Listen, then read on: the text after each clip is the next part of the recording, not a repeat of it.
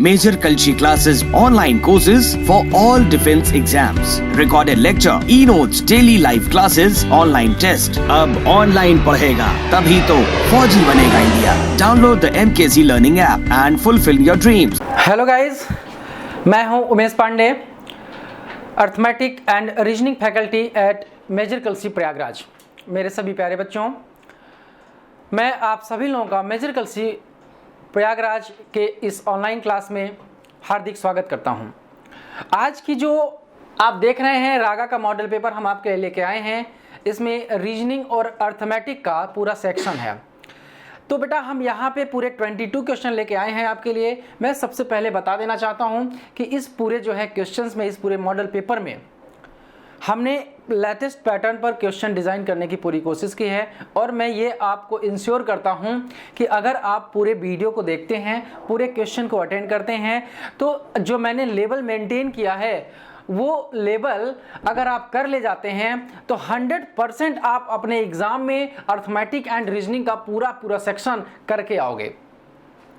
क्योंकि ना तो मैंने बहुत लो रखा है ना बहुत हाई रखा है, मैंने थोड़ा सा मीडियम से उठ करके रखने की कोशिश की है, जिससे आपका अगर इन सब क्वेश्चंस पे कमांड रहेगा तो नो डाउट आप अपने एग्जाम में बेस्ट करोगे. सो मेरे सभी प्यारे बच्चों, मैं क्लास को लेट नहीं करते हुए जल्द स्टार्ट करता हूं और आपके इस कीमती समय की वैल्यू करूंगा. तो चलो बच्चों स्टार्ट करते हैं. क्वेश्चन नंबर 1 जैसा कि आप देख रहे हैं हम रीजनिंग के सेक्शन से स्टार्ट कर रहे हैं जो कि नॉन वर्बल से रिलेट करता है. नॉन वर्बल का ये क्वेश्चन जरा देखें और सभी लोग रिप्लाई करने की कोशिश करें. आप सभी बच्चे इवैल्यूएट भी करेंगे कि टोटल 22 क्वेश्चन में आप कितने क्वेश्चन कर पाए हैं. सो बेटा देखो यहां पे लिखा है select the figure that can replace the question mark in the following series. यानी निम्नलिखित श्रृंखला में प्रश्न चिन्ह की जगह पर आने वाली आकृति का चयन करिए. ये देखिए आपके 4 डायग्राम दिए हैं और यहां से आपके ऑप्शन दिए हैं. यानी कि 3 डायग्राम दिया गया है, चौथे डायग्राम में आपको एक ऑप्शन फिल करना है. तो देखो बच्चों इसे कैसे किया जाएगा. एनोलॉजी का क्वेश्चन है ये. एनोलॉजी का क्वेश्चन आपका होता है कि पहले डायग्राम को हम दूसरे डायग्राम से रिलेट करते हैं और फिर वही सेम पैटर्न फॉलो करके तीसरे को हम चौथे से रिलेट करते हैं. तो आइए देखते हैं पहले से दूसरे पर जाने के लिए हमको क्या क्या करना पड़ा है. तो पहले से दूसरे पर जाने के लिए हमें क्या करना पड़ा है, जरा ध्यान से देखें बच्चों. तो अगर आप यहां से समझें तो ये देखिए आपका जो नीचे यहाँ पे ये वाला सर्कल वाला डायग्राम बना है बच्चों. सर्कल वाला जो डायग्राम बना है इसका जो नीचे वाला भाग है अगर हाफ से सेमी सर्कल काट दें तो ये नीचे वाला पार्ट को हम उल्टा कर दिए हैं 180 डिग्री घुमा करके. देखिए ये डायग्राम यहाँ पे बनाया गया है. और ये जो यहाँ पे ट्रायंगल बना था जो कि पूरी तरह से ब्लैक है, इसको ब्लैंक कर दिया गया, अंदर से पूरा ब्लैंक कर दिया गया और इसको क्लॉकवाइज घुमा दिया गया. क्लॉकवाइज देखो बेटा ये होता है क्लॉकवाइज और ये होता है एंटी क्लॉकवाइज, है ना. तो क्लॉकवाइज घुमा दिया गया और वो भी 45 डिग्री. 45 डिग्री कैसे, देखिए ये इस कॉर्नर पे है ना, ये देखिए इस कॉर्नर पे है ना बच्चों, देखिए. और अब ये यहाँ पर आ गया है, देखिए यहाँ पर आया है कि नहीं आया है, ये यहाँ पर आया है. तो 40 डिग्री हम लोग एंटी क्लॉकवाइज घुमाए हैं. और ये जो आपका स्क्वायर था बेटा, ये स्क्वायर आपका क्लॉकवाइज घुमाया गया है. सॉरी ये जो है आपका क्लॉकवाइज गया है, ये क्लॉकवाइज गया है ये ट्रायंगल, और ये स्क्वायर बेटा एंटी क्लॉकवाइज गया है, वो भी 90 डिग्री. यानी कि ये इस जो है साइड पे था, इसको इस साइड पे रखा गया है. यहां तक बातें समझ में आई है. अब इसी चीज को हम पैटर्न यही फॉलो करते हुए अगला डायग्राम बनाएंगे. तो देखो बेटा अगर हम बात करें इस क्वेश्चन की तो इसका जो नीचे वाला पोर्शन है इसको हम यहां पर पलट देंगे. यानी ये हमारा डायग्राम इस तरह से बनेगा. देखो बच्चों बनेगा कि नहीं बनेगा ये. अब ये जो ट्रायंगल है बेटा, ट्रायंगल को यहाँ पे देखिए हमने क्लॉकवाइज घुमाया था, वो भी 45 डिग्री. तो इस ट्रायंगल को क्लॉकवाइज अगर हम 45 डिग्री घुमाएंगे तो ये इस कोने पे है, यानी कि ये आपका इस साइड में होगा. यानी ट्रायंगल बेटा यहाँ पर होना चाहिए, ठीक है, वो भी ब्लैंक. और ये हमारा बेटा देखो ये स्क्वायर जो था, यानी कि आप इसे कह सकते हैं स्क्वायर जो है, यानी कि ये रोम्बस जो है, ये हमारा एंटी क्लॉकवाइज 90 डिग्री गया था. तो जब ये एंटी क्लॉकवाइज 90 डिग्री जाएगा तो बेटा ये यहाँ पर आ जाएगा. यानी कि ये यहाँ पर जो है इस तरह से बना होना चाहिए. तो देख लीजिए कौन सा ऑप्शन है.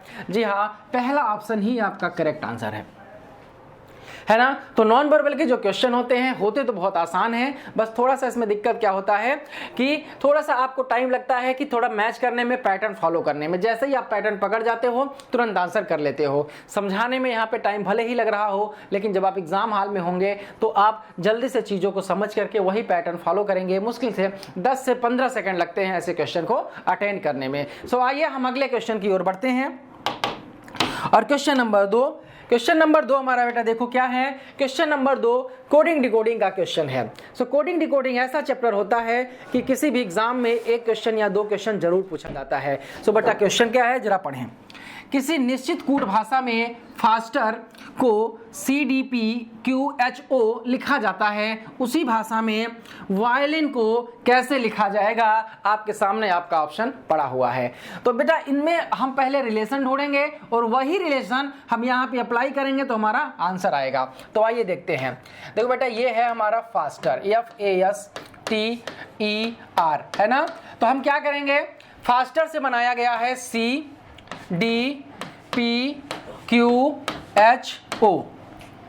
तो यहाँ पे बेटा देखो इसकी अगर हम न्यूमरल कोडिंग करें तो ये 6 हो जाएगा, ये 1 हो जाएगा, ये 19 हो जाएगा, ये 20 हो जाएगा, है ना, ये 20 है, और ये 5 है, और ये 18 है। सबसे आसान तरीका होता है न्यूमरल कोडिंग करिए, तुरंत आपको रिलेशन पता चल जाएगा। यहाँ पे देखो बेटा, यहाँ पे आपका क्या है, 3 है, यहाँ पे देखो 4 है, समझिएगा बात को, यहाँ पे 16 है, यहाँ पे 17 है, यहाँ पे 8 है, और यहाँ पे 15 है।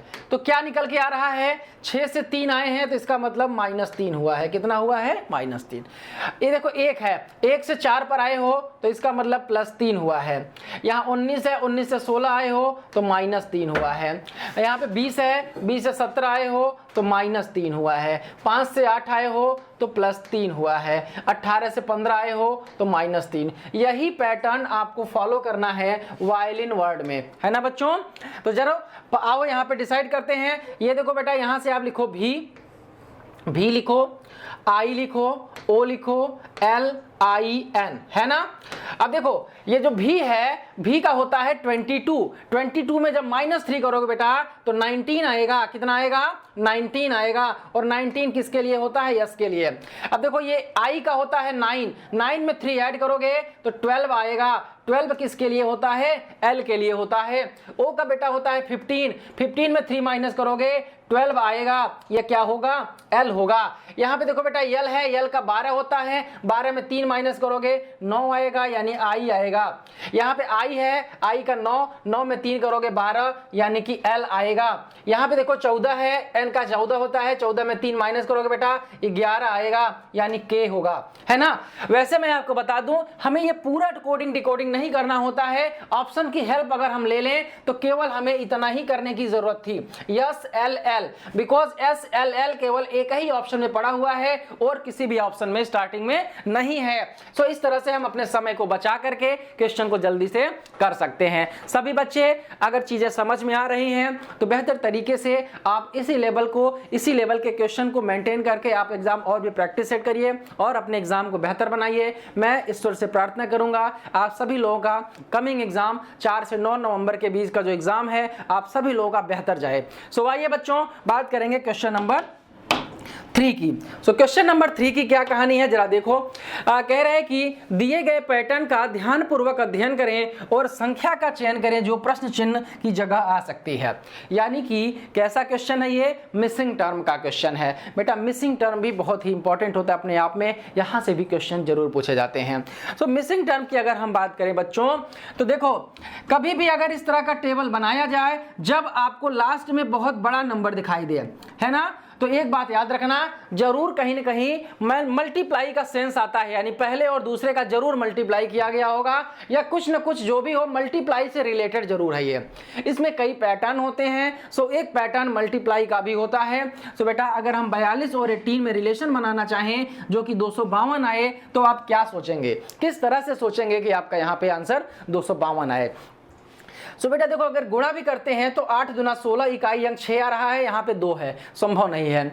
इसका मतलब ये है कि अगर यहाँ पे 2 है तो 2 में हम कितने का गुणा कर दे कि इकाई अंक हमारा 2 आ जाए, तब आप कहेंगे सर 6 का गुणा करिए। तो बच्चों देखो यहाँ पे ध्यान से देखिए, इसका मतलब कि अगर ये 18 को 6 बना दिया जाए, मतलब ये है कि 18 में 3 का भाग दे दीजिए, आएगा 6। 6 में अगर हम 42 का गुणा कर दें तो बेटा 252 आएगा। कितना आएगा? 252 आएगा। देखते हैं कि अगला पैटर्न फॉलो करता है। ये 37 है, ये 24 है। 24 में बेटा 3 का भाग दो, 8 आएगा, और 37 में 8 का जरा गुणा करो तो देखो क्या आता है, 8 सत्ते 56 और 8 तिरिक 24, 5 29, यानी कि ये मैच कर रहा है। सेम पैटर्न यहां भी होगा। यहां 36 में बेटा 3 का भाग दोगे तो 12 आएगा। 12 में कितने का गुणा कर दें कि 540 हो जाएगा। तो आइए देखते हैं, यानी कि अगर मान लीजिए ये क्वेश्चन मार्क है, इसमें हम 12 का गुणा कर दें तो 540 आए। इसका मतलब 12 से भाग देंगे बेटा तो क्वेश्चन मार्क की वैल्यू पता चलेगी। 12 चौक 48, आपका बचेगा 6 और 0, 12 पंचे 60, यानी 45 आपका करेक्ट आंसर होगा, जो कि बी ऑप्शन में पड़ा हुआ है। क्लियर है बच्चों?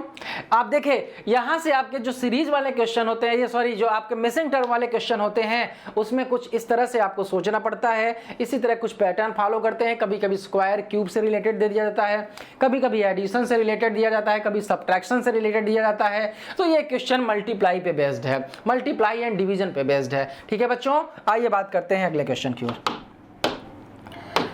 Question number 4।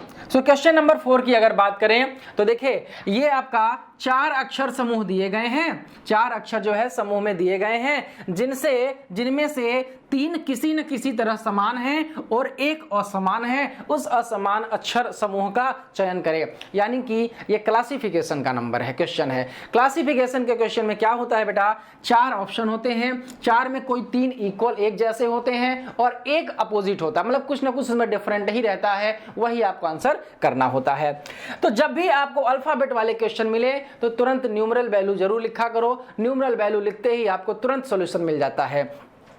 तो न्यूमरल वैल्यू अगर लिखें यहाँ पे तो बेटा देखो, ये 15 है और ये है 18 है, ये 21 है और ये 24 है। यहाँ पे देखो बेटा, ये 10 है, ये 13 है, ये 16 है और ये 19 है। क्लियर है सभी बच्चों को? यहाँ पे देखो बेटा, ये 16 है, ये 19 है और ये 22 है और ये 24 है। यहाँ से बेटा देखो, ये 26 है और ये 3 है, ये 6 है, ये 9 है। आप देखें तो आप कुछ ऑब्जर्व कर रहे होंगे, यहाँ पे सभी में 3 आगे इंक्रीज हो रहा है। +3 का कॉन्सेप्ट अप्लाई हुआ है।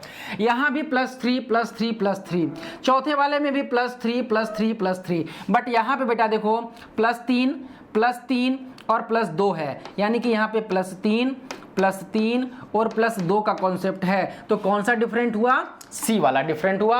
इसी तरह से आपको क्वेश्चन को अटेंड करना होता है। मैं आपको फिर से बता रहा हूं, कभी भी आपको अगर अल्फाबेट वाले क्वेश्चन दिखाई पड़े जिसमें से ऑड वन आउट का क्वेश्चन हो तो तुरंत न्यूमरल वैल्यू करिए, आपका सोल्यूशन मिल जाएगा। आइए बच्चों, हम बात करते हैं नेक्स्ट क्वेश्चन पे। Question number 4। क्वेश्चन नंबर 4 की अगर हम बात करें, so this question is related to blood relation. बेटा ये ब्लड रिलेशन से, यानी कि खून का संबंध, रक्त संबंध जो चैप्टर होता है वहां से संबंधित है। जैसा कि आप देख रहे हैं, माँ बेटा बेटी का नाम आया है ना बच्चों? तो चलो देखते हैं ये क्वेश्चन कैसे सॉल्व होगा। देखो, सबसे पहले इसमें कुछ इंस्ट्रक्शन दिए होते हैं, जिस इंस्ट्रक्शन को हमें पढ़ना होता है और उस इंस्ट्रक्शन को अप्लाई करना होता है गिवन क्वेश्चन में। जब हम अप्लाई कर देते हैं तो हमारा जो है रिलेशन निकल कर आता है, वही रिलेशन हमारे ऑप्शन में कुछ ना कुछ पूछा जाता है। ठीक है बच्चों?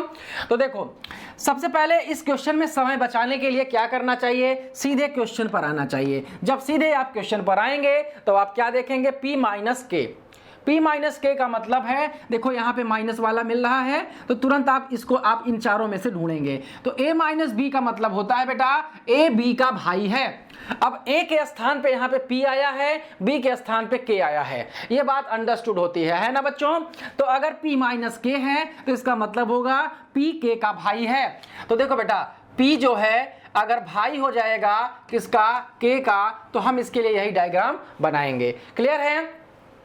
जो ये त्रिभुज है बेटा ये पुरुष के लिए होता है, जो पुरुष होता है उसे हम त्रिभुज अप्लाई करते हैं और जो महिला होती है वहां पे सर्कल बनाते हैं, वृत्त बनाते हैं। दूसरी बात मैं आपको और बता देना चाहता हूं, जो बच्चे हो सकता है ना जानते हो या बहुत बच्चों का करने का तरीका थोड़ा अलग हो तो वे बच्चे भी देख लें।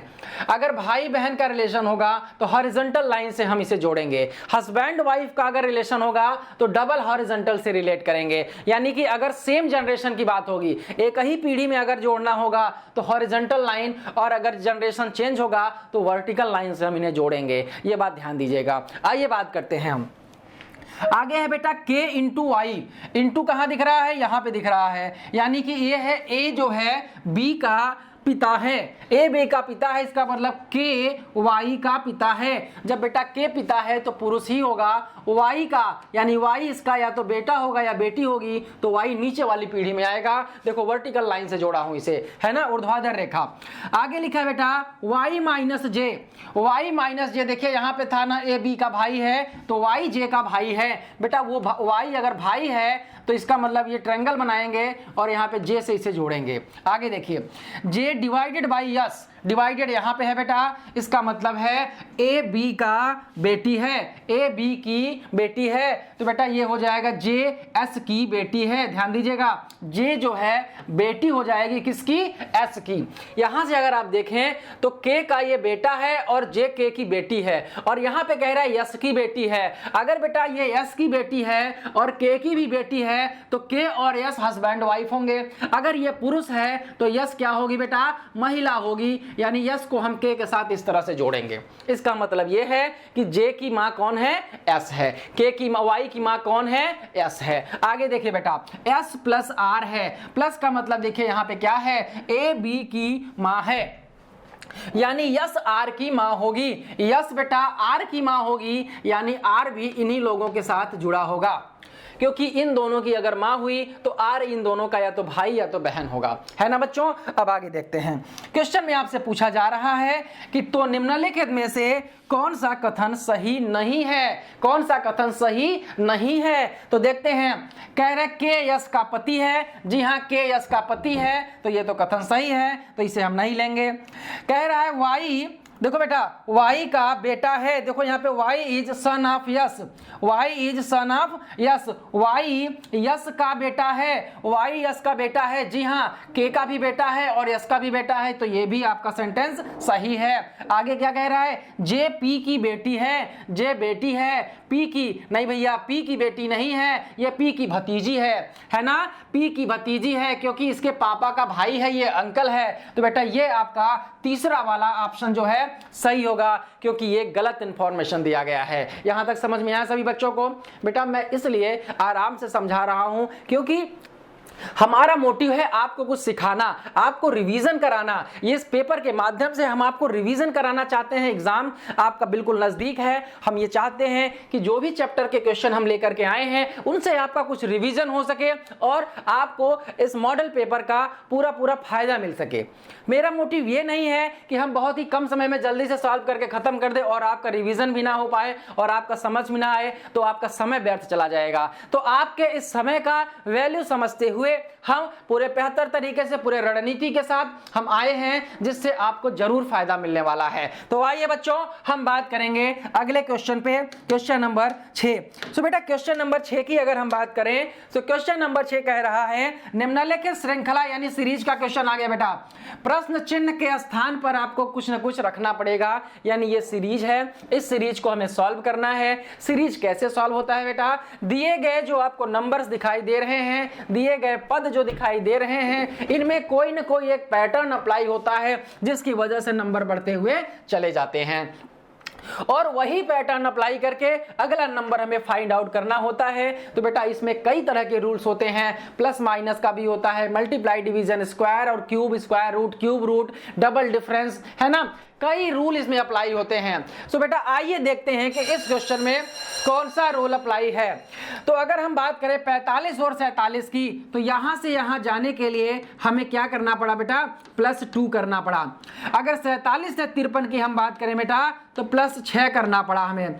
53 से अगर हम 65 की बात करें बेटा तो यहां पे हमें +12 करना पड़ा है। अगर हम 65 से 85 की बात करें तो +20 करना पड़ा है। प्यारे बच्चों अगर आप देखें तो 2 से 6, 6 से 12, 12 से 20, यानी कि यहां पे अभी भी कोई पैटर्न हमको मिल नहीं पाया। तो अब हम डबल डिफरेंस करेंगे। डबल डिफरेंस आपको रेयर केस एग्जाम में मिलते हैं। सो बेटा यही सबसे टफ क्वेश्चन माना जाता है। अगर 2 के जगह पे हम 2 और 6 में रिलेशन ढूंढें, ऐसे केस में हम क्या करते हैं, अब इसको नई सीरीज मान करके हम दोबारा आप पैटर्न ढूंढने की कोशिश करेंगे। बेटा 2 से 6 पे जाएंगे तो +4 होगा, 6 से 12 पे होंगे तो बेटा प्लस क्या होगा, 6 हो जाएगा, और 12 से बेटा 20 पर आएंगे तो +8 होगा। आपने एक चीज ऑब्जर्व की होगी, 4 4 2 6, 6 2 8, अब 8 2 10, यानी कि 20 से अगर हम अगले नंबर पे जाएंगे तो हमें 10 ऐड करना पड़ेगा, यानी कितना बेटा, 30 ऐड करना पड़ेगा। यानी 85 में अगर हम 30 ऐड कर दें, 85 में 30 ऐड कर दें तो बेटा 115, जो कि हमारा सही आंसर होगा। सो सीरीज के जो सबसे टफेस्ट क्वेश्चन जनरली होते हैं, जो पहली बार हमारे दिमाग में नहीं आते हैं, हमने उस तरह के ही क्वेश्चन उठाने की कोशिश की है। बाकी स्क्वायर, क्यूब, इस सब तरह के क्वेश्चन बहुत इजी होते हैं, देखते ही आप समझ जाते हैं। इसलिए आपको स्क्वायर और क्यूब एटलीस्ट 25 तक तो जरूर याद होने चाहिए, ताकि आप बहुत आसानी से देखते ही क्वेश्चन को समझ जाएं। सो बेटा आइए हम बात करते हैं क्वेश्चन नंबर 7 की। सो क्वेश्चन नंबर अगर 7 की बात करें बच्चों, क्वेश्चन नंबर अगर 7 की बात करें तो देखिए क्वेश्चन नंबर 7 देखिए पासा का क्वेश्चन है। देखते ही आप समझ गए होंगे कि पासा का क्वेश्चन है। ये कैसे पासा का क्वेश्चन है, देखो क्या कह रहा है इसमें, एक ही पासे की 3 अलग अलग स्थितियां दी हुई हैं, 1 से 6 तक जो है संख्याएं डाली गई हैं। उस संख्या का चयन करना है जो 6 दर्शाने वाले फलक के विपरीत फलक पर होगी। यानी किसका अपोजिट पूछ रहा है बेटा, 6 का अपोजिट पूछ रहा है। 6 कहां पे है, यहां पर है। आपको पता होना चाहिए डाइस का क्वेश्चन बेटा 3-4 रूल होते हैं, 3 रूल जनरली होते हैं, लेकिन एक रूल 4 वाला भी होता है जिसे हम रामबाण के नाम से जानते हैं, और वो बहुत ही हर केस में अप्लाई हो जाता है। फिलहाल हम देखते हैं कि यहाँ पे कौन से रूल अप्लाई हो रहे हैं। यहाँ पे बेटा अगर देखा जाए तो पहले और दूसरे में एक यहाँ भी है, एक यहाँ भी है, तो 1 फेस कॉमन का रूल अगर हम अप्लाई करेंगे तो पहले और दूसरे के माध्यम से कर सकते हैं। अगर हम दूसरे और तीसरे को देखें बेटा तो 1 2 यहां भी है, 1 2 यहां भी है, ये आपका 2 फेस कॉमन है। तो 2 फेस कॉमन 1 फेस कॉमन से इजी होता है। तो आइए हम 2 फेस कॉमन का रूल अप्लाई करते हैं। 2 फेस कॉमन में जो जो कॉमन होता है बेटा उसे हटा देते हैं, जो बचता है वो एक दूसरे का अपोजिट हो जाता है। यानी 6 का अपोजिट क्या होगा बच्चों, 3 होगा। 6 का अपोजिट क्या होगा बच्चों, 3 होगा। आइए हम बात करते हैं अगले क्वेश्चन पे। क्वेश्चन नंबर, 1 मिनट मैं आपको बता देता हूं, 1 फेस कॉमन का भी बता देता हूं ताकि आपको रिवीजन भी हो जाए। सो देखो बच्चों, जब हम 1 फेस कॉमन की बात करेंगे, ये 1 है, ये 1 है, तो क्या करते हैं, जो कॉमन फेस मिलेगा उसी को फेस को पकड़ करके हम क्लॉकवाइज या एंटी क्लॉकवाइज घुमा देते हैं। तो क्लॉकवाइज चलेंगे तो 1 के बाद क्या आएगा बेटा, 4 आएगा, 4 के बाद क्या आएगा बच्चा, 3 आएगा। यहां पे देखो 1 है, इसको अगर पकड़िए, हम यहीं से पकड़े और क्लॉकवाइज चलें तो बेटा पहले 1 आएगा, फिर 2 आएगा, फिर 6 आएगा। 1 2 और 6। यहां से देखो 3 का अपोजिट बेटा 6 है, 2 का अपोजिट बेटा 4 है, और 1 का अपोजिट आपका क्या हो जाएगा, 5 हो जाएगा। क्योंकि इन सभी नंबर्स में 5 नहीं दिखाई दे रहा है, तो जो मिसिंग नंबर है वही 1 का अपोजिट हो जाएगा। इसका सबसे आसान सा ट्रिक होता है कि जो कॉमन फेस होता है और जो मिसिंग नंबर होता है, both are opposite to each other, both are opposite to each other. ठीक है बच्चों, आई होप आप सभी लोग चीजों को समझ रहे होंगे। अब आइए हम बात करते हैं अगले क्वेश्चन पर। Question number 8। क्वेश्चन नंबर अगर 8 की बात करें तो देखो बेटा लिखा है, how many triangles are there in the given figure, यानी आकृति में कितने त्रिभुज हैं। सो यहां पे अगर आप देखें तो जनरली इस तरह के क्वेश्चन जो काउंटिंग फिगर के होते हैं वे अपने आप में टफ माने जाते हैं और बच्चे ज़्यादातर इससे डरने लगते हैं, लेकिन आपको डरने की ज़रूरत नहीं है। जिस तरह के क्वेश्चन आपके एग्जाम में आते हैं आपको उसमें कुछ ट्रिक्स भी अप्लाई होते हैं। अगर आप ट्रिक्स जानते रहेंगे तो 2 सेकंड में आप क्वेश्चन को सॉल्व कर सकते हैं। तो आइए देखते हैं इसमें किस तरह के जो है ट्रिक्स अप्लाई होते हैं। तो बेटा अगर हम कभी भी इस तरह के जो है ट्रायंगल देखें जिसमें से अगर ये वर्टिकली जो है इसको जो है डिवाइड किया हो, जैसे कि ये 3 ट्रायंगल में डिवाइड है, कितने ट्रायंगल में, सॉरी यहाँ पे देखो बेटा कितने ट्रायंगल में डिवाइड है, 3 ट्रायंगल में डिवाइड है, 1 2 3। तो अगर टोटल नंबर ऑफ ट्रायंगल यहाँ पे फाइंड आउट करना है तो इन सभी नंबर्स को आप जोड़ देते हैं और आपका आंसर आता है, जैसा कि आप पहले से इस बात को जानते होंगे। अब अगर यही चीज बेटा हम हॉरिजॉन्टल लाइंस ड्रॉ कर दें, हॉरिजॉन्टल लाइन, तो हॉरिजॉन्टल लाइन कितना है बेटा, एक ये है, एक ये है और एक ये भी तो है ना। यानी कि अगर 3 हॉरिजॉन्टल लाइन है तो बेटा इसी में हम 3 का गुणा कर देंगे और हमारा क्या आ जाएगा, 18 आ जाएगा।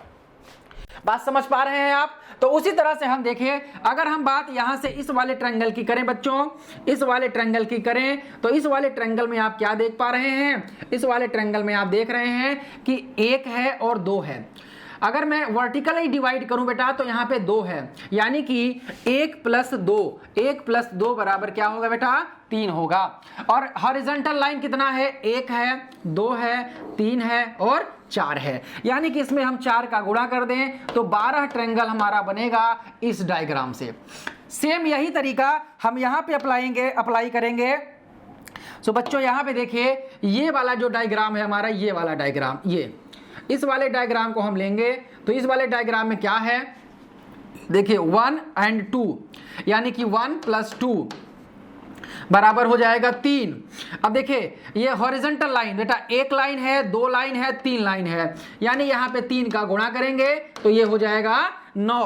तो आप सीधे सीधे यहाँ पे क्या करेंगे, 9 और जोड़ देंगे तो अभी कितना हुआ बेटा, 21 हुआ।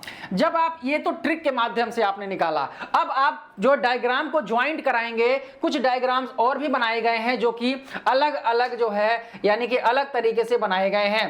तो आइए देखते हैं बेटा, समझते हैं।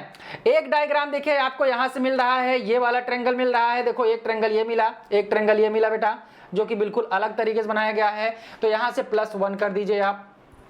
दूसरा देखिए, अगर इस ट्रायंगल को हम इसके साथ मिला ले बच्चों, इसके साथ मिला ले पूरा का पूरा, तो ये भी तो एक ट्रायंगल बना, तो यहां से +1 और कर दीजिए। अब देखो बेटा, अगर हम इस वाले जो ट्रायंगल को, ये छोटा वाला ट्रायंगल था, अगर हम यहां पे देखिए इस तरह से बनाने की कोशिश करें, यानी ये वाला अगर हम डायग्राम बनाते हैं, ये वाला देख रहे हैं बच्चे आप, यहां से अगर बनाएंगे बेटा तो एक ट्रायंगल और मिला हमारा, यानी एक ट्रायंगल यहां भी मिल गया। अब इसी को देखिए फिर इसके साथ हम मिला दें, फिर इसके साथ मिलाएं तो एक ट्रायंगल हमारा और बन गया। यानी इतने अगर ट्रायंगल हम जोड़ देते हैं कुल तो हमारे कितने होंगे, 1 2 3 4 और 21 और 4 कितना होगा बच्चों, 25 ट्रायंगल हमारे कुल बनेंगे। जितने भी त्रिभुज होंगे वो कुल कितने होंगे, 25 होंगे। सो इस तरह के क्वेश्चन में कुछ डायग्राम ऐसे होते हैं जो कि ट्रिक से निकाले जाते हैं, और जब चीजों को ज्वाइंट कराया जाता है तो वहां पे आपको थोड़ा ऑब्जर्व करना पड़ता है कि दोनों के ज्वाइंट होने से क्या कहीं एक्स्ट्रा ट्रायंगल या एक्स्ट्रा डायग्राम तो नहीं निकल के आ रहे हैं। बस यही तरीका होता है इस प्रकार के क्वेश्चन को करने के लिए। आइए हम बात करते हैं अगले क्वेश्चन पे। सो क्वेश्चन नंबर 9 पे आ रहे हैं। क्वेश्चन नंबर 9 की अगर हम बात करें बच्चों, देखिए लिखा है, आलोचना का निंदा से जो संबंध है वही संबंध एकजुटता का डैश से है। यानी कि ये एनोलॉजी का क्वेश्चन है बेटा। एनोलॉजी के क्वेश्चन में हमेशा आपको एक रिलेशन दिया जाता है और दूसरा रिलेशन आपसे पूछ लिया जाता है, बट आपको पैटर्न वही फॉलो करना है जो पहले सेंटेंस में दिया होता है। अगर आप देखें गौर से तो आलोचना और निंदा एक दूसरे के पर्यायवाची हैं। आलोचना और निंदा एक दूसरे के पर्यायवाची हैं, यानी कि criticise and condemn are synonyms to each other, है ना बच्चों। तो आपको सॉलिडेरिटी या फिर एकजुटता का आपको पर्यायवाची सिनोनिम्स ढूंढना है। तो जब बेटा एकजुटता का पर्यायवाची यानी कि सिनोनिम्स ढूंढोगे तो इन चारों ऑप्शन में से एक ही ऑप्शन आपको मैच करेगा जो कि एकता लिखा हुआ है। एकता का यानी मतलब एक हो जाना, एकजुटता का मतलब एक हो जाना। ठीक है बच्चों। सो आइए हम बात करते हैं अगले क्वेश्चन की ओर।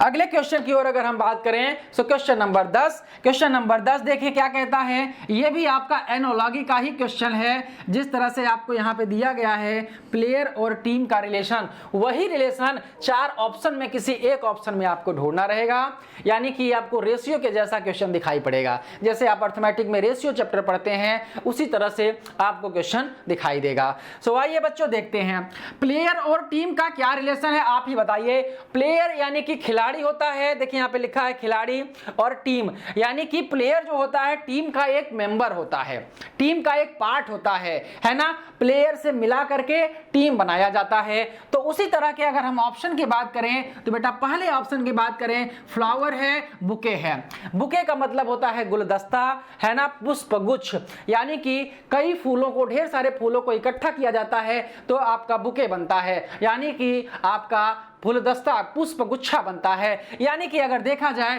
तो पहला ही आंसर आपको मैच कर गया, यानी कि फ्लावर एक प्रकार से मेंबर होता है किसका, बुके का, है ना। Collection of flower that called is bouquet, now same as collection of player that is team.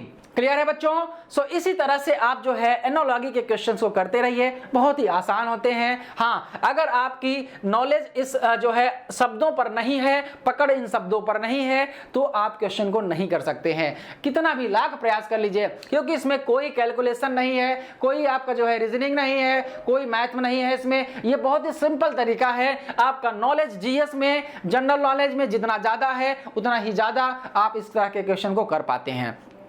सो आइए बेटा हम बात करेंगे अगले क्वेश्चन की ओर। मैं आपको एक सलाह भी देना चाहूंगा कि जब एग्जाम में इस तरह के क्वेश्चन यानी कि एनालॉजी वाले क्वेश्चन आपको मिले, और अगर वहां से आपको जो है शब्द नहीं पता हो, जैसे ज्योग्राफी से, हिस्ट्री से, हाँ कहीं से भी क्वेश्चन उठाया जा सकता है, बायो के टर्म्स उठाए जा सकते हैं, अगर आपको पता है तब तो अटेंड करिए, वरना माइनस मार्किंग है आपके एग्जाम में, उसे क्विट करिए और अगले क्वेश्चन पर आ जाइए, टाइम वेस्ट मत करिएगा।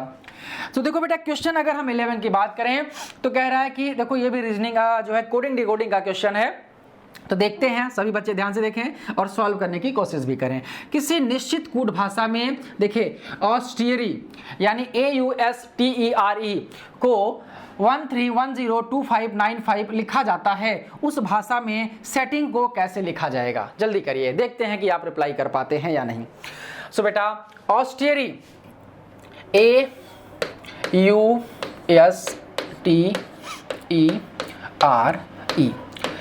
अगर हम बात करें इनके कोडिंग की तो इनकी कोडिंग क्या है बेटा, 13102595।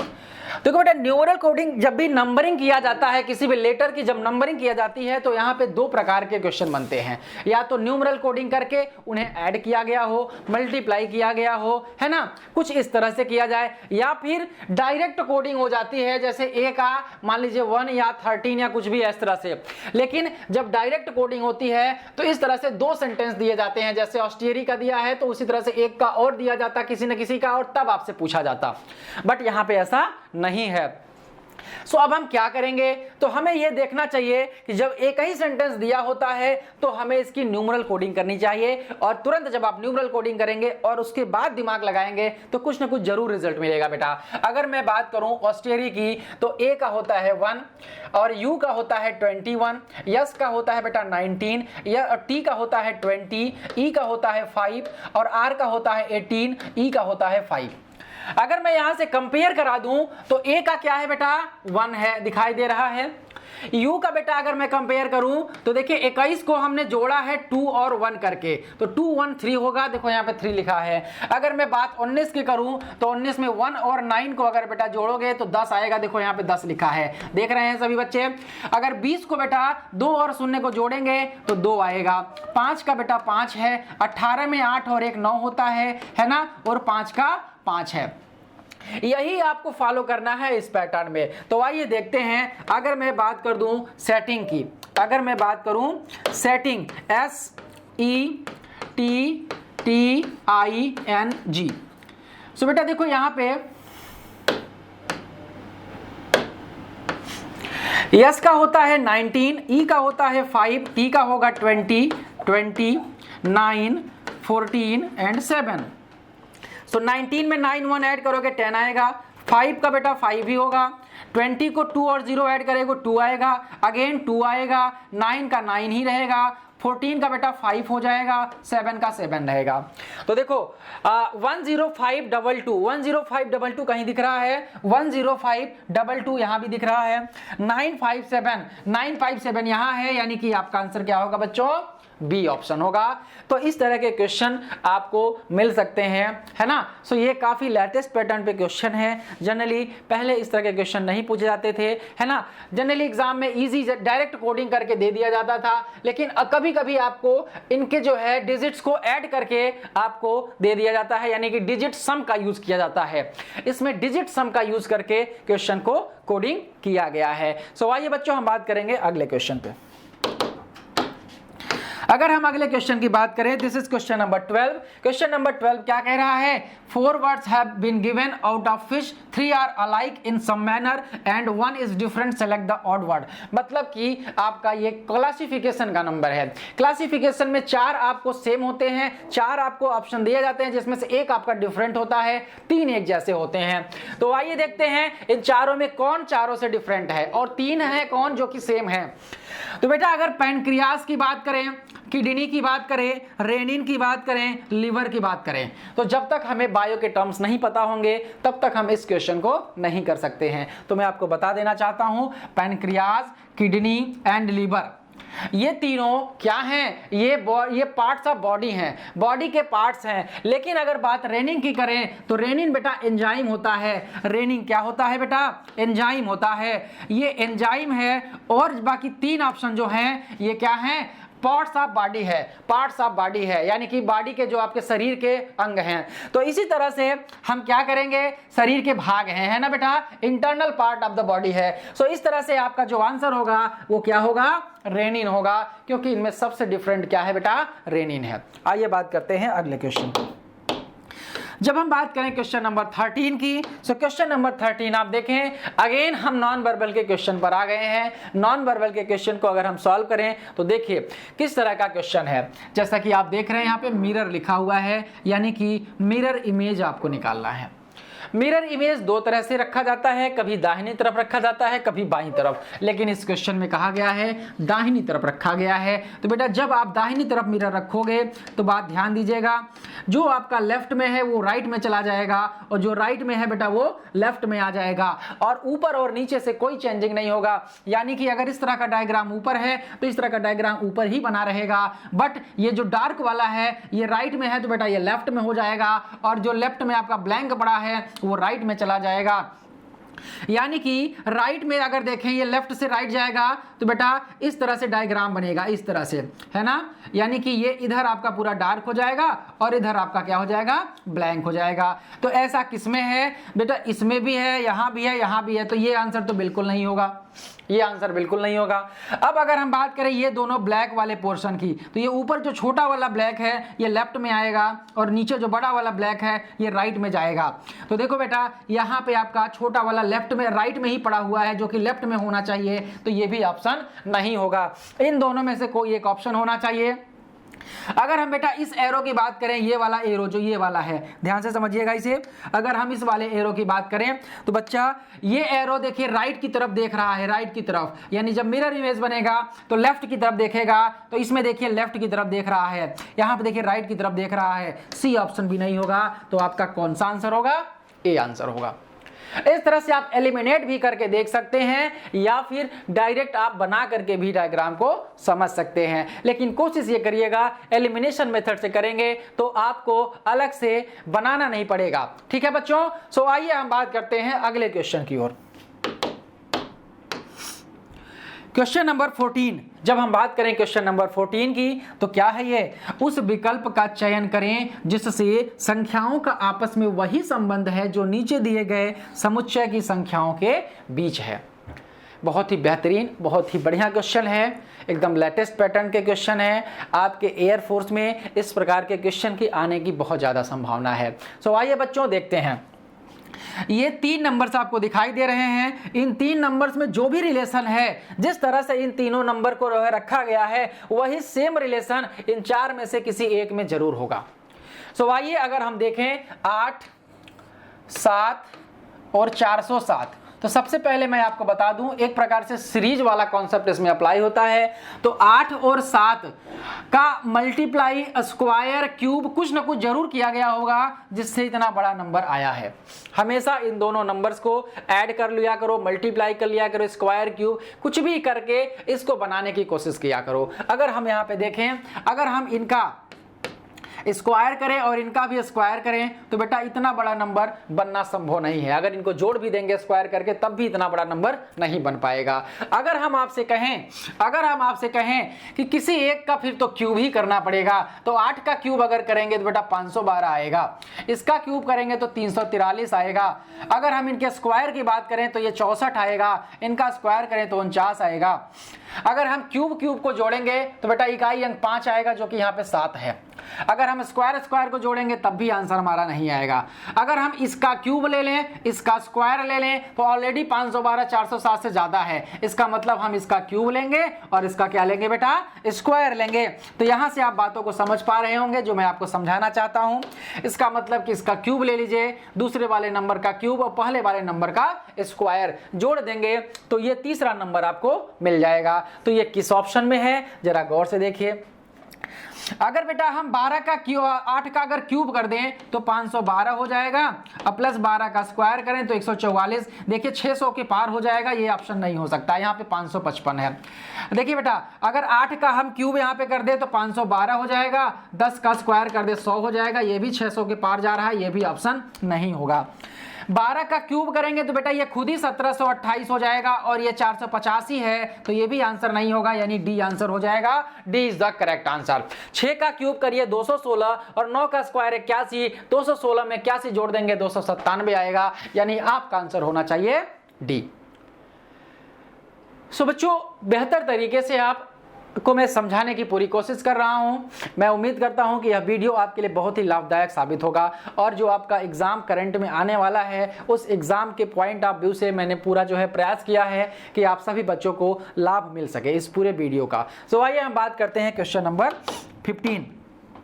तो जब हम क्वेश्चन नंबर 15 की बात करेंगे बच्चों, क्वेश्चन नंबर 15 अगेन हमारा आया है किसका, अगेन हमारा ये क्वेश्चन है नॉन वर्बल का। तो आइए देखते हैं, कह रहा है उस विकल्प का चयन करें जिसमें दी गई आकृति यक्ष, यानी ये यक्ष वाली आकृति है, ठीक है। यहाँ पे देखिए थोड़ा सा दिख नहीं रहा है, लिखने में थोड़ा सा ये मिट गया है।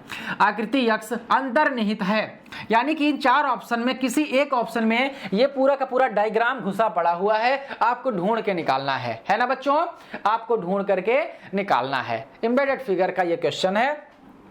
घूमने की अनुमति नहीं है, यानी कि ये नहीं कि इसको घुमा करके कहीं निकाल लीजिए, जैसे है वैसे का वैसे किसी एक में पड़ा होगा। तो आइए देखते हैं बच्चों, इस तरह के क्वेश्चन को ध्यान से ऑब्जर्व करेंगे तभी आपका डायग्राम मिल पाएगा। अगर आप गौर से देखें तो आपको समझ में आ रहा होगा कि इसका आंसर ए में नहीं मिल पाएगा, क्योंकि ये पूरी लाइन देखिए यहाँ पे नहीं आई है। अगर हम बी की बात करें तो बी की अगर बात करें तो देखिए बी में पॉसिबिलिटी दिखाई दे रही है, मैच कराते हैं मिलता है कि नहीं। तो बेटा देखो ये आपका जो है ये लाइन है इस तरह से, ये देखिए ये एक स्क्वायर की तरह बनाया गया है जिसमें से 3 साइड दिया गया है, जो बेटा दिया गया है, समझ रहे हैं। तो अगर हम यहाँ से देखें तो अगर हम यहाँ से लेने की कोशिश करें, ये देखिए और ये देखिए, ठीक है बेटा। अब उसके बाद जब हम यहाँ पर आ जाते हैं, ये यहाँ पे, तो हम ऐसे नीचे आते हैं, नीचे से फिर रिवर्स जाते हैं और हम यहाँ नीचे आए हैं, नीचे से फिर रिवर्स गए हैं। अब इसके बाद देखिए ऊपर जाने के बाद फिर बाएं घूम गए हैं, ऊपर जाएंगे हम बेटा और यहाँ पे बाएं घूमेंगे और फिर देखिए ऊपर जाके हम उस वाले भुजा से मिल जाते हैं। तो ये डायग्राम मैच कर रहा है। यहाँ पे बीच में एक साइड खींची गई है इस तरह से भुजा, यहाँ पे बीच में देखिए बेटा लाइन खींची गई है, यानी आपका आंसर क्या होना चाहिए, बी होना चाहिए। इसी तरह से आप चीजों को ऑब्जर्व करेंगे तो जरूर कोई ना कोई एक आंसर आपको दिखाई पड़ेगा। कभी भी जल्दबाजी मत करिएगा, जल्दबाजी के चक्कर में क्या होता है कि और भी ऑप्शन आपको दिखाई पड़ सकते हैं, हो सकता है यह भी आपको इसी तरह का दिखाई दे और जल्दबाजी में आप टिक करके चले जाए। यहाँ पे आप देख रहे हैं कि ये लाइन पूरा यहाँ तक नहीं मैच है, यहीं से है, इसीलिए ये भी आंसर नहीं होगा। तो इस बात का विशेष ध्यान दीजिएगा बेटा, जल्दबाजी नहीं करना है, जो भी क्वेश्चन करना है 100% सही करके आना है।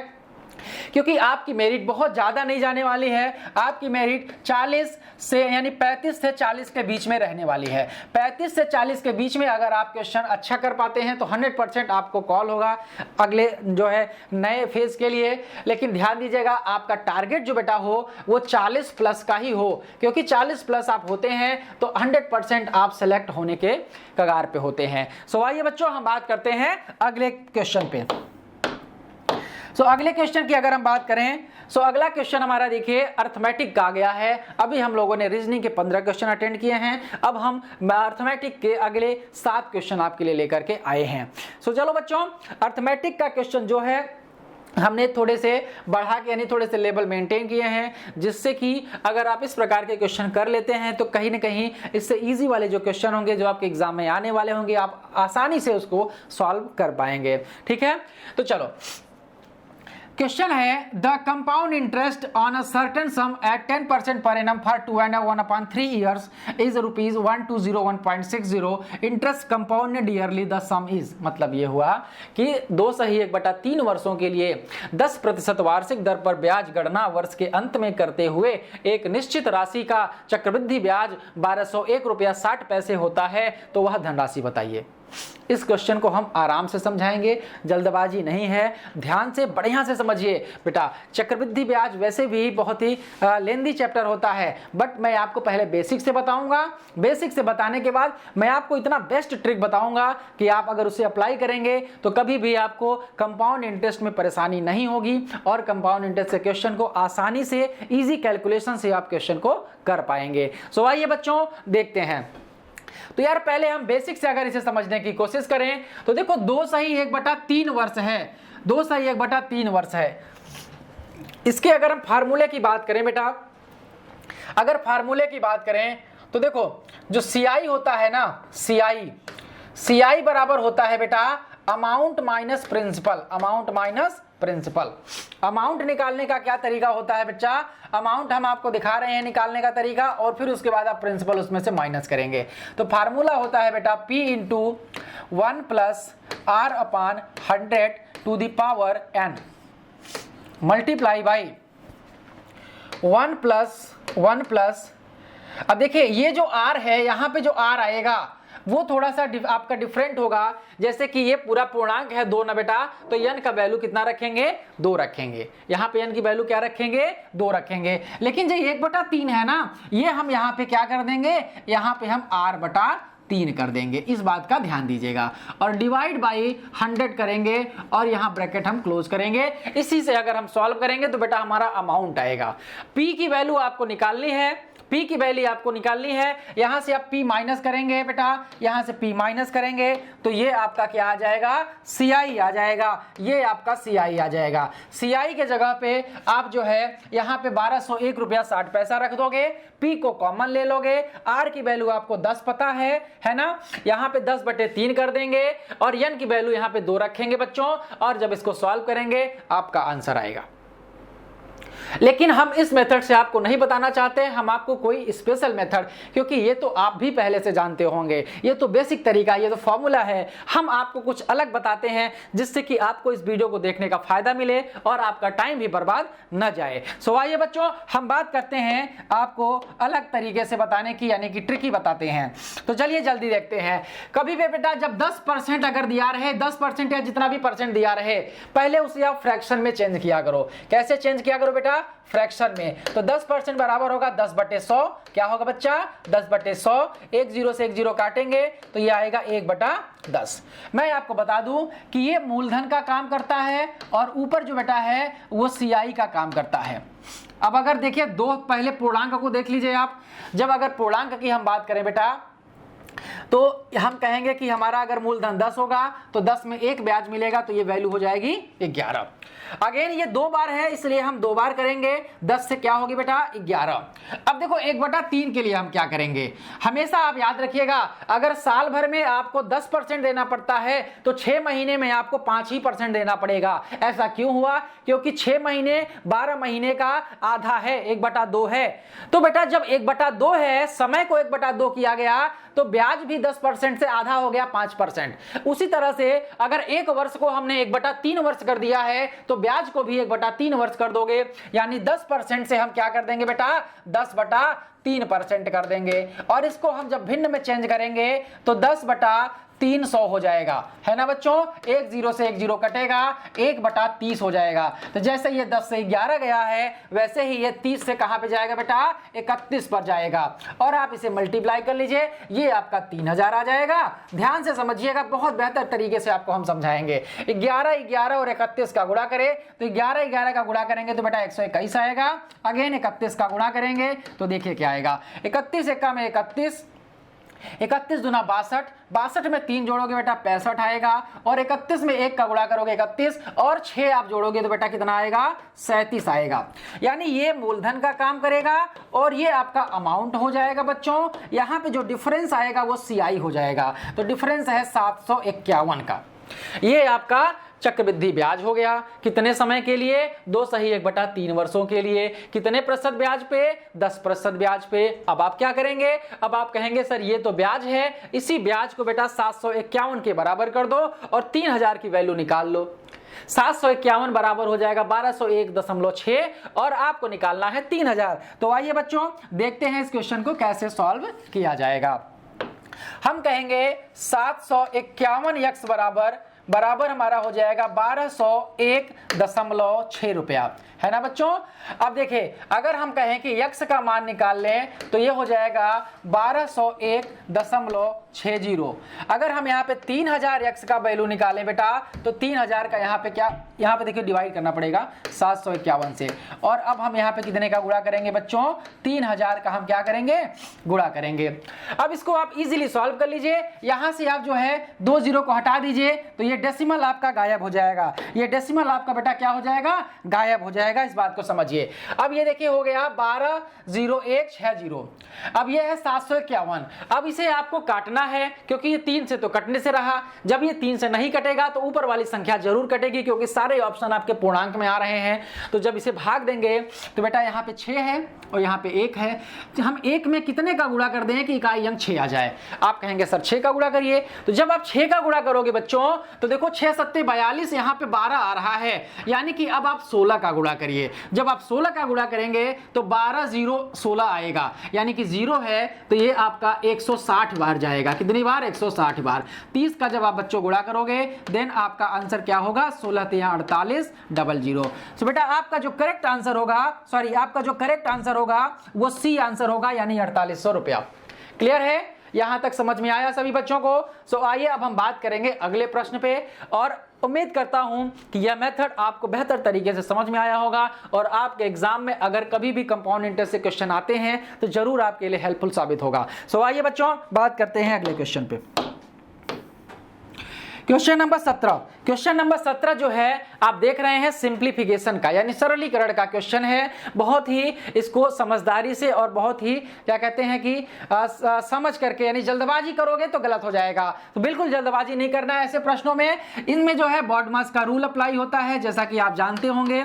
अब बॉडमास के रूल में भी अगर आपको यस, यानी कि देखो ओ का मतलब होता है बेटा ऑफ, कभी भी अगर ऑफ दिखाई दे दे हिंदी में इसका मतलब होता है का। तो सबसे पहले आप इसे सॉल्व करिएगा, है ना, सबसे पहले इसे सॉल्व करिएगा, यानी कि ब्रैकेट, ब्रैकेट के बाद ऑफ। ठीक है बच्चों, तो ब्रैकेट यहां पे देखिए दिखाई दे रहा है ना, तो पहले इस ब्रैकेट की चीजों को सॉल्व करेंगे, फिर इस वाले ब्रैकेट की चीजों को सॉल्व करेंगे, फिर इस वाले ब्रैकेट को। लेकिन इस ब्रैकेट में भी पहले ऑफ को सॉल्व करिएगा, फिर डिवीजन पर आइएगा, फिर मल्टीप्लीकेशन पर, फिर एडिशन पर और फिर सब्ट्रैक्शन पर। तो आइए बच्चों देखते हैं कि इस क्वेश्चन को कैसे किया जाएगा।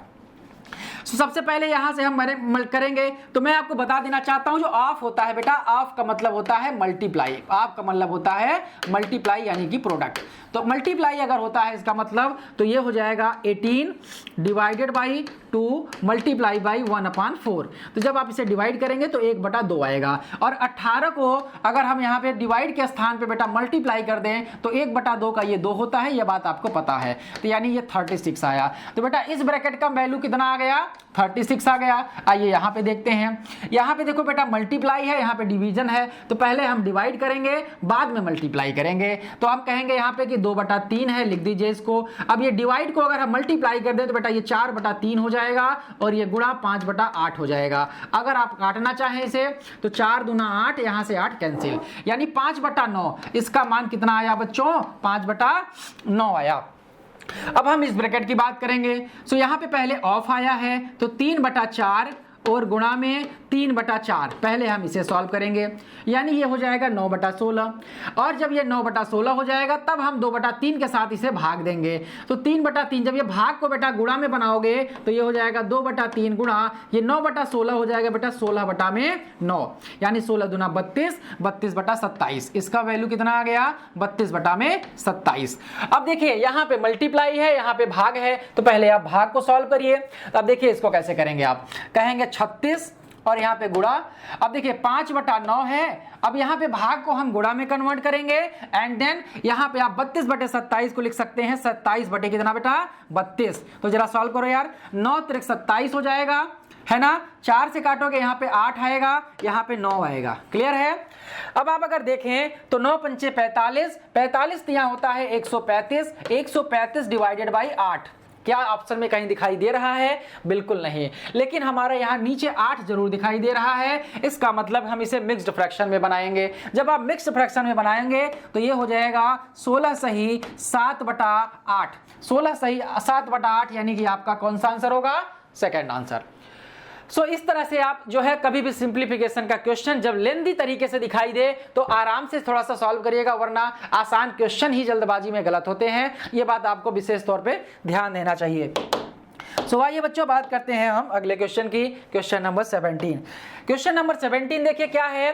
क्वेश्चन नंबर 17 जो है यहाँ से देखिए रेशियो भी बनाया गया है और उसके बाद यहाँ से मध्यानुपाती भी दिया गया है और तृतीयानुपाती दिया गया है, यानी 3 क्वेश्चन को मिला करके एक क्वेश्चन बनाया गया है, जो कि लेटेस्ट पैटर्न पर इस तरह से क्वेश्चन अब आपको दिखाई पड़ेंगे, है ना। पहले क्वेश्चन में या तो आपसे मध्यानुपाती पूछा जाता था, या तो आपसे तृतीयानुपाती पूछा जाता था, या तो रेशियो पूछा जाता था। तो इस क्वेश्चन को करने से आपके 3 कॉन्सेप्ट रिवीजन हो जाएंगे। सो आइए बच्चों देखते हैं। अगर मैं कहूं कि यदि x क्या है, x 12.8 और 64.8 का मध्यानुपाती है। बेटा मैं सबसे पहले आपको मध्यानुपाती और तृतीयानुपाती का कॉन्सेप्ट क्लियर कर दूं।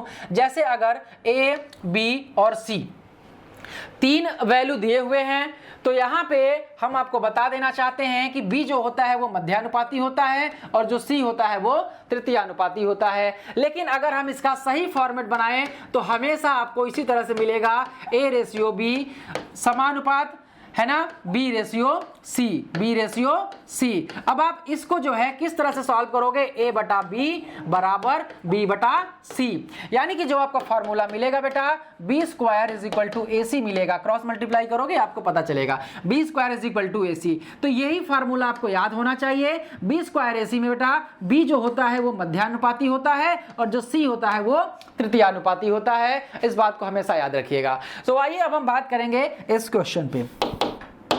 क्वेश्चन की अगर मैं बात करूं 12.8 और 64.8 का आपको क्या निकालना है? मध्यानुपाती। सो मैं फार्मूला लिख दे रहा हूं b² = ac, यानी कि आपको b की वैल्यू निकालनी है क्योंकि मध्यानुपाती b होता है। तो जब b की वैल्यू निकालोगे बेटा √ac हो जाएगा, यानी अंडर में ये वैल्यू a की मानी जाएगी और ये वैल्यू c की मानी जाएगी। सो आप लिखोगे 12.8 गुणा में 64.8। ठीक है बच्चों। अब जब आप इसको डिवाइड करेंगे, क्योंकि रुकिए अभी डिवाइड मत करिए, ये आपका मध्यानुपाती आ गया। अब देखिए y की वैल्यू क्या है? ये वैल्यू है x की। किसकी वैल्यू है बच्चों? x की वैल्यू है। y की वैल्यू क्या कर रहा है?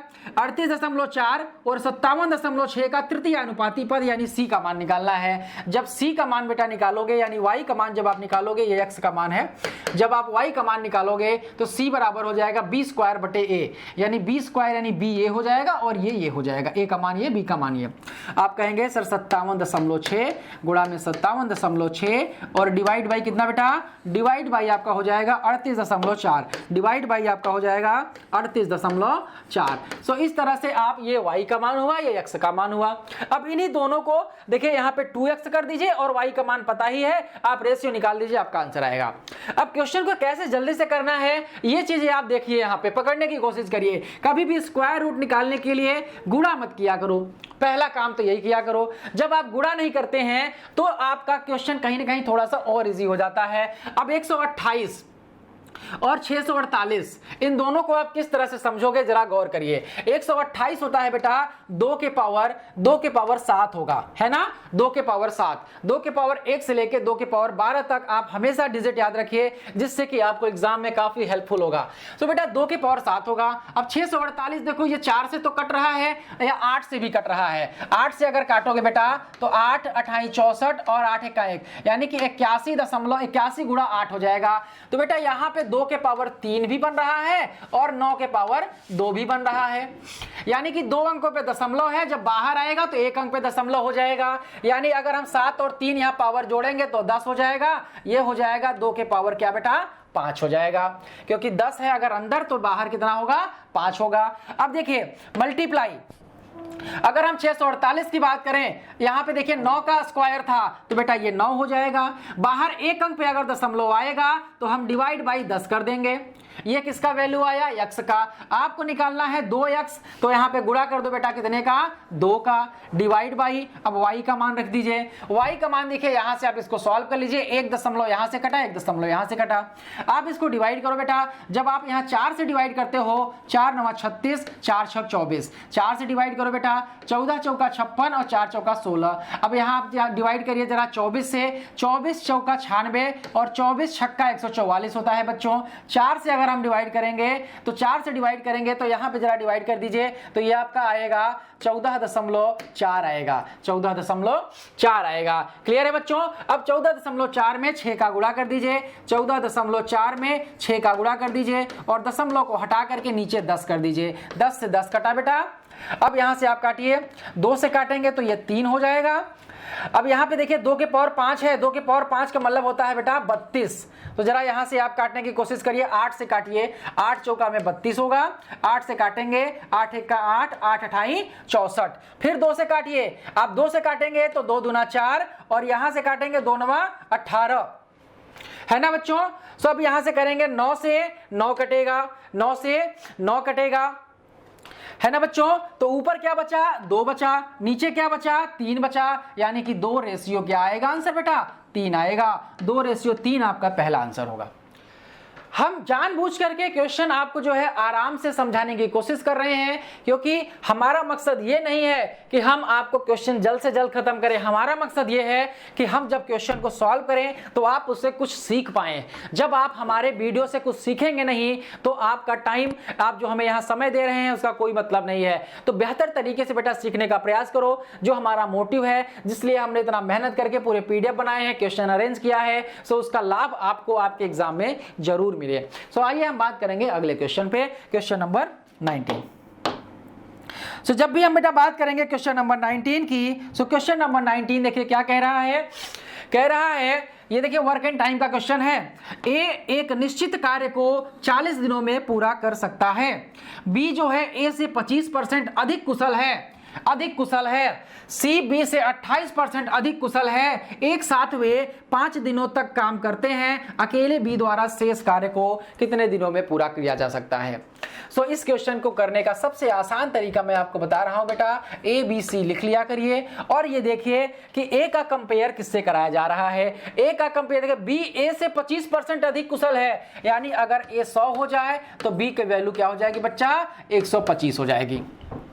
आगे कह रहा है सी जो है बी से 28% कुशल है, यानी अगर 125 बी की वैल्यू है तो इसका 128% निकाल लीजिए, ये सी का आ जाएगा, है ना। 25 चौका 100, 25 पंचे 125, 4 से काटेंगे 4 3 12, 4 दूना 8, 32 पंचे होता है बेटा 160, यानी कि सी की वैल्यू क्या आ जाएगी 160 आ जाएगी। अब अगर हम इनको सॉर्ट कर दें, सॉर्ट करेंगे 4 से भाग देंगे तो ये 25 आएगा, सॉरी 5 से डिवाइड करिए 4 से नहीं, 5 से डिवाइड करो बेटा, जब आप 5 से डिवाइड करोगे तो ये 20 आएगा, ये 25 आए, सॉरी ये आपका 5 से डिवाइड करोगे तो 25 आएगा, ये 5 से डिवाइड करोगे बेटा कितना आएगा, 32 आएगा। यानी ए, बी और सी इनके जो है द्वारा किए गए कार्य का अनुपात आ गया, इनके कार्य क्षमताओं का अनुपात आ गया। यानी कि अगर ए जो है 20 काम करता है, अगर बी जो है 25 काम कर सकता है और सी 32 काम कर सकता है। अगर तीनों मिलकर के काम करेंगे बेटा तो 20 और 25 45, 45 और 32 आपका कितना हो जाएगा बेटा, 77। यानी 77 यूनिट काम, यानी 77 एक्स काम कितने दिनों में करते हैं ये लोग, 1 दिनों में। ये 1 दिन की एफिशिएंसी आती है, याद रखिएगा। अब अगर मैं बात कर दूं कि 40 दिनों में किसी काम को पूरा करते हैं, तो अगर मैं 40 से गुणा कर दूं तो ये कुल काम हो जाएगा। ये क्या हो जाएगा बच्चों, ये कुल काम निकल करके आएगा, यानी इतना काम टोटल है। अगर आप गुणा कर दें तो 4 सत्ते 28, 4 सत्ते 28, 28 और 2 30, 3080 कुल काम हो जाएगा।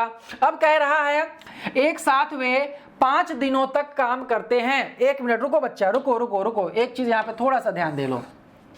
यहां पे क्वेश्चन कह रहा है कि ए एक निश्चित कार्य को 40 दिनों में करता है, तीनों मिलके नहीं करते हैं, ए अकेले। अगर ए का बेटा 1 दिन का 20 काम है, ए का अगर 1 दिन का 20 काम है तो 20 गुणा में 40 दिन, अगर यही 20 काम 40 दिनों तक करे तो टोटल काम कितना होगा बेटा, 800 हो जाएगा। ये टोटल काम हो जाएगा। अब कह रहा है कि तीनों मिलकर के 5 दिनों तक काम करते हैं। अगर तीनों को मिला दोगे बच्चा तो 77 काम 1 दिन में होगा और 5 का गुणा कर दोगे भैया तो 5 सत्ते 35, 5 सत्ते 35 और 3 38, यानी 385 काम 5 दिनों में हो चुका रहेगा। 800 में 385 काम हो चुका है 5 दिन में, तो माइनस करिए तो आप कहेंगे 415 यूनिट काम अभी भी बचा है। ये कौन सा काम है बेटा, शेष काम है। अब इस शेष काम को कौन करेगा, बी अकेले करेगा। जब बी अकेले करेगा तो बी 1 दिन में कितना काम करता है, 25 काम करता है। 415 काम को अगर करवाना है बी से तो 25 से भाग देंगे, दिनों की कुल संख्या आ जाएगी। 5 पंचे 25, 5 अट्ठे 40, 5 तिहाई 15, 83/5 का मतलब होता है 16 सही 3/5 दिन। शेष कार्य बेटा बी कितने दिनों में करेगा, 16 सही 3/5, यानी कि a is the correct answer. Clear है। सो ये बेटा हम जो क्वेश्चन आपको बताए हैं यहां से 3-3, 4-4 कॉन्सेप्ट क्लियर हो जाते हैं। अगर आप रेशियो मेथड का यूज करके टोटल वर्क निकालना सीख जाते हैं तो बहुत सारे वर्क एंड टाइम के क्वेश्चन होते हैं जो कि चुटकियों में आप सॉल्व कर लेते हैं। एफिशिएंसी और वर्क का रेशियो निकालना सीख जाएंगे, इसके माध्यम से टोटल वर्क निकालना सीख जाएंगे तो चुटकियों में वर्क एंड टाइम आप करने लगेंगे। सो ये बहुत ही इंपॉर्टेंट मेथड होता है। आप इसको दोबारा तिबारा देख करके समझने का प्रयास करें कि कौन सा कॉन्सेप्ट हमने अप्लाई किया है जो कि इतने लेंथी क्वेश्चन और इतना इस तरह के कॉम्प्लिकेटेड क्वेश्चन को हमने इतनी आसानी से सॉल्व कर लिया। सो आइए बेटा हम बात करते हैं अगले क्वेश्चन पर। सो अगला क्वेश्चन जो है वो आपका क्वेश्चन नंबर 20 है। क्वेश्चन नंबर 20 देखिए, ये आपका ज्योमेट्री और मेंसुरेशन को मिक्स करके क्वेश्चन बनाया गया है जो कि आपके एग्जाम का सिलेबस का एक पार्ट है। ज्योमेट्री से या तो मेंसुरेशन से, दो में से कोई एक क्वेश्चन जरूर आता है। हमने ऐसे क्वेश्चन डिजाइन किए जो कि दोनों चैप्टर को मिक्स्ड क्वेश्चन, दोनों चैप्टर का मिक्स्ड क्वेश्चन है। तो आइए बेटा शुरू करते हैं।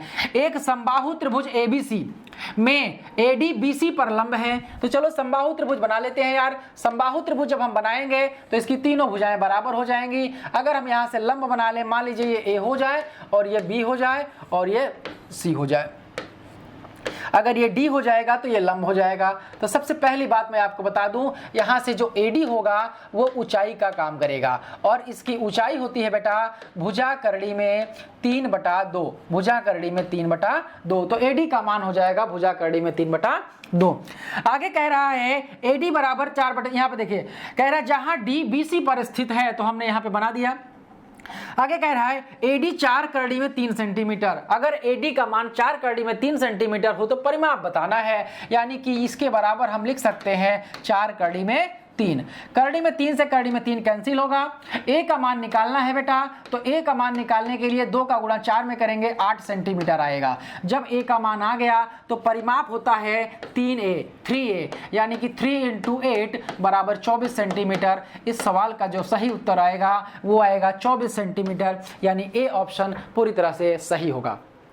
सो आइए हम बात करते हैं अगले प्रश्न की, क्वेश्चन नंबर 21। क्वेश्चन नंबर 21 की अगर हम बात करें बच्चों, लिखा है द एवरेज। देखिए एवरेज का क्वेश्चन आ गया, औसत का क्वेश्चन आ गया। जरा ध्यान से समझिए, औसत के इस प्रकार के क्वेश्चन बहुत ही लेटेस्ट चल रहे हैं, हो सकता है इस प्रकार के प्रश्न आपके एग्जाम में भी पूछ लिए जाएं। देखो बेटा, कह रहा है कि प्रारंभ 4 संख्याओं का औसत 5वीं संख्या की 3 गुनी है, यानी कि 5 संख्याएं दी गई हैं और जो शुरू की 4 संख्याएं हैं उनका जब हम औसत निकालते हैं तो 5वीं संख्या की 3 गुनी आती है। अगर हम सबसे पहले मैं बेसिक बता दूं आपको, औसत बराबर क्या होता है। औसत बराबर होता है बेटा सभी संख्याओं का योग बटे कुल संख्या यानी टोटल नंबर ऑफ टर्म्स, कुल कितनी संख्याएं हैं।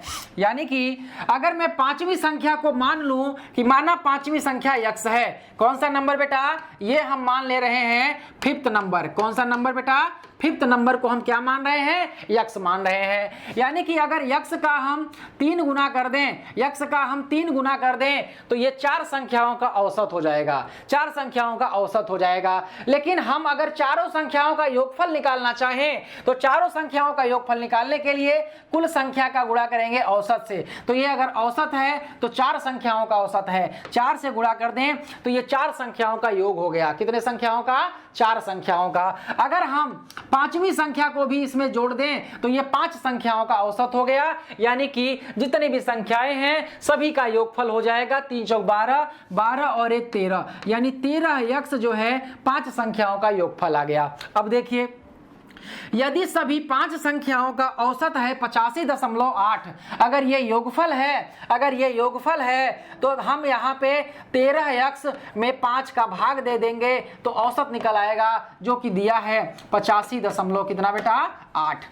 अगर हमसे पूछ रहा है 5वीं संख्या तो x का मान निकाल लो, आपका आंसर आएगा, ये हो जाएगा 85.8 गुणा में 5 डिवाइड बाई कितना बेटा, डिवाइड बाई 13 से जरा भाग देने की कोशिश करो। तो जब हम 13 से भाग देने की कोशिश करेंगे बेटा तो 13 से भाग देंगे तो 13 छक्का 78, 6 बार जाएगा, दशमलव लगाएंगे, फिर आपका 7 बचा है, फिर 13 छक 78 यानी 66 और गुणा 5 ये 6.6 है। तो जैसे ही सॉल्व करोगे बेटा इस क्वेश्चन का आंसर आएगा 33, यानी कि आपका ए आंसर पूरी तरह से सही हो जाएगा। एवरेज का ये जो क्वेश्चन है इसका जो सही उत्तर होगा वो ए ऑप्शन होगा, क्योंकि 6 5 5 छक्के 30 और 5 छक्के 30 और 3 33, 1 0 आपका 1 दशमलव की वजह से चला जाएगा। तो आइए बच्चों इस सेशन के लास्ट क्वेश्चन को हम देखते हैं और उम्मीद करते हैं कि इस वीडियो से आपको बहुत लाभ मिलने वाला है और आपका बेहतर तरीके से काफी इसमें कॉन्सेप्ट रिवाइज भी हो गए होंगे। आइए बच्चों बात करते हैं last question of this video. देखिए ये अलजेब्रा से रिलेटेड क्वेश्चन है और मैंने पूरी कोशिश की है कि हम उसी प्रकार के क्वेश्चन को रखें जहां से आपके एग्जाम में आने की ज्यादा पॉसिबिलिटी है। देखो बेटा, x square plus 3x plus 1 is equal to 0 है, then what is the value of x power 6 plus 1 upon x power 6। तो किस तरह से क्वेश्चन आप इसको करते हैं, पहले मैं आपको कुछ चीजें बता देना चाहता हूं। जब x plus 1 upon x is equal to अगर बेटा k होता है तो x square plus 1 upon x square की वैल्यू निकालना होता है, तो हम तुरंत कहते हैं k स्क्वायर माइनस 2। ये कहां से निकालते हैं, दोनों पक्षों का वर्ग करके निकालते हैं। क्लियर है। अब इसी संख्या का अगर बेटा मैं क्यूब कर दूं, इसी का मैं क्यूब कर दूं तो जानते हैं क्या रिजल्ट निकल करके आएगा, दोनों पक्षों का आप क्यूब कर सकते हैं। बट मैं आपको दूसरे तरीके से बताता हूं।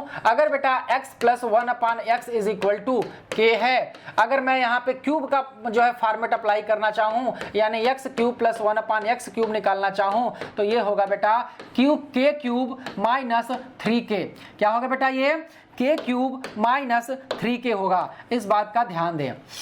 तो हम इन्हीं दोनों का अप्लाई करके हम इस क्वेश्चन को सॉल्व करने वाले हैं। गौर से समझिएगा, बहुत ही इंपॉर्टेंट क्वेश्चन है आपके लिए। यानी कि 2-2 3-3 क्वेश्चन को मिला करके हम आपके लिए एक क्वेश्चन बनाए हैं जिससे कि आपका रिवीजन बेहतर तरीके से हो सके।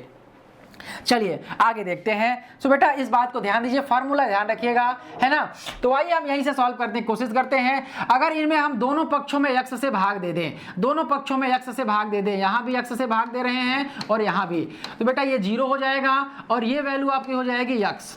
प्लस 3x में x का भाग दोगे बेटा 3 हो जाएगा, प्लस 1 में x का भाग दोगे तो 1/x हो जाएगा बराबर 0। अगर हम 3 का पक्षांतर कर दे बेटा तो हो जाएगा x plus 1/x is equal to -3। -3 किसके बराबर है बेटा? k के बराबर है। किसके बराबर है? k के बराबर है, यानी कि k का मान हम लोग -3 समझ सकते हैं।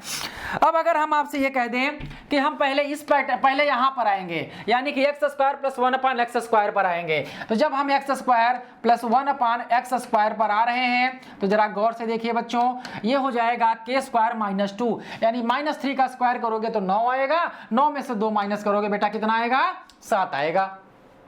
अब हम यहां से बेटा यहां पर आएंगे, तो यानी इस चीज को अगर हम ये चीज समझ लें, यानी एक्स स्क्वायर बराबर अगर हम y समझ लें बेटा, तो y अगर हम समझ लें तो ये हो जाएगा y प्लस 1/y बराबर क्या हो जाएगा? 7, और 7 को हम ये मान लेते हैं कि k हो जाए।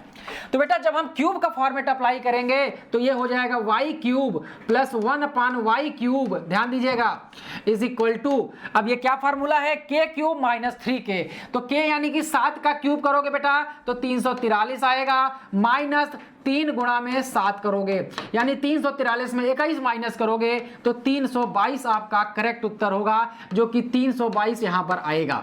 अब y बराबर अगर हम x स्क्वायर रखेंगे तो यही बेटा आपका क्वेश्चन बनेगा, यानी x की पावर 6 होगा प्लस 1/x की पावर में 6 होगा, और बराबर आपका जो होगा बेटा वो 322 होगा, यानी कि 322 सी ऑप्शन में पड़ा है। सो इस क्वेश्चन का जो करेक्ट आंसर होगा वो क्या होगा? सी होगा। मैंने पूरी प्रयास की है कि इस पूरे सेशन के दौरान ज़्यादा से ज़्यादा आपका रिवीजन करा सकूं, ज़्यादा से ज़्यादा नई चीज़ें आपको बता सकूं, जिससे आपको लाभ मिले और आप कॉन्फिडेंटली कुछ चीज़ों को सीख करके अपने एग्जाम में उसको परफॉर्म करें, ताकि आपका रिजल्ट और भी बेहतर हो सके। तो ये लास्ट के जो 3-4 दिन बचे हैं, अगर इस वीडियो से आपको लाभ पहुंचता है तो ये मेरा मेहनत बिल्कुल सफल साबित होगा। सो बेटा आज की वीडियो में हम बस यहीं तक रखेंगे, फिर मिलेंगे हम नए वीडियो के साथ, और मैं आपको जो है उम्मीद करता हूं कि आप सभी बच्चे अपने एग्जाम में बेहतर परफॉर्मेंस करेंगे। And my well wishes with all of you, so God bless you all my dear students. So thank you so much. जय हिंद, जय Bharat. Major Kalshi classes, online courses for all defense exams, recorded lecture, e-notes, daily live classes, online test। अब online पढ़ेगा तभी तो फौजी बनेगा India. Download the MKC Learning app and fulfill your dreams।